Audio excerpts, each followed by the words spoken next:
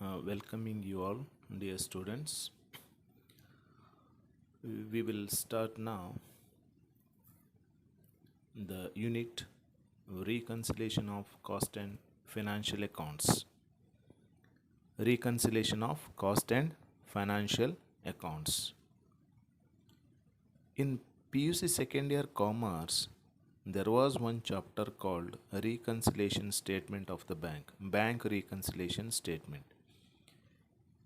More or less it is the same thing what it is been repeating now, but it is related to the finance and cost records that was related to the bank itself, bank and a customer of a bank.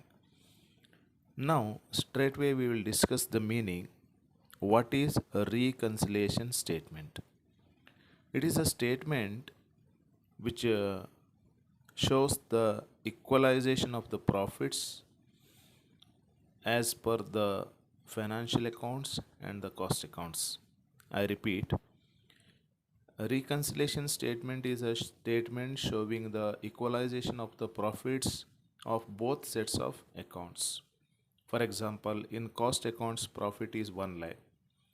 In financial accounts, profit is rupees 80,000.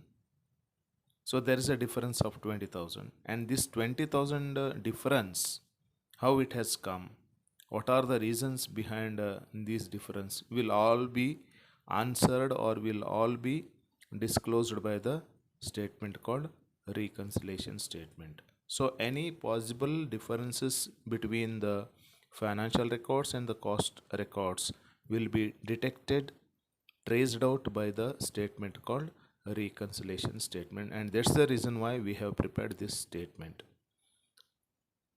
Need for reconciliation.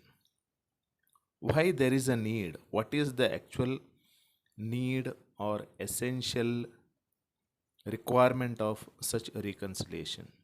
There are two reasons why there should be reconciliation: to check arithmetical accuracy and to find out the reasons for the difference between the profit as per the both sets of books.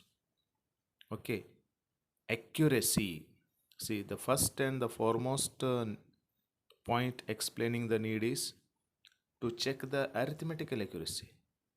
Whether it's a financial record or the cost record, it should be up to date. It should be accurate and correct enough in every respect. So if we prepare reconciliation statement, then likely difference we will come across, and we will make inquiry into the facts. What are the reasons for such differences and all? Therefore, we can remove such errors. If at all there are some likely errors to happen or already happened, then we can easily trace out them with accuracy with the help of this statement. So that's the first need. Second need is to find out the reasons for difference between the profits.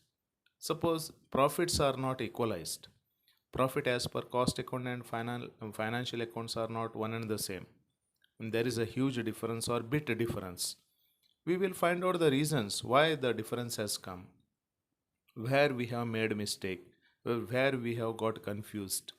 So for all this purpose, we prepare this statement. Reasons for difference in two sets. Now, if at all there is a difference, for example, 1 lakh and one side the 1 lakh, the other side it is 80,000, and there's a difference of 20,000. Okay, in financial books it is 1 lakh, in cost books it is 80,000. 20,000 difference has come. What are the reasons for such difference? Means either over absorption or under absorption of overheads. In cost records we come across overheads. Overheads means the expenses incurred at the factory. Okay, therefore these overheads may be correctly or exactly we can trace out, or we can find out the overhead expenses with the help of the statement. Okay, therefore that is the first reason why there is a difference between the this one two sets of books. Second one is different methods of stock valuation. For stock verification and valuation, we have different methods to adopt.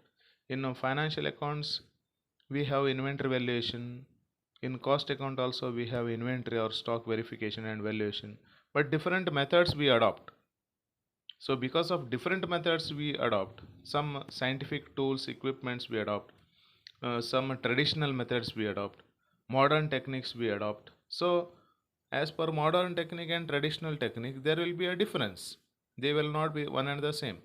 So second reason for difference in the two sets. Third main reason is different methods of charging depreciation. Look at here, different methods of charging depreciation.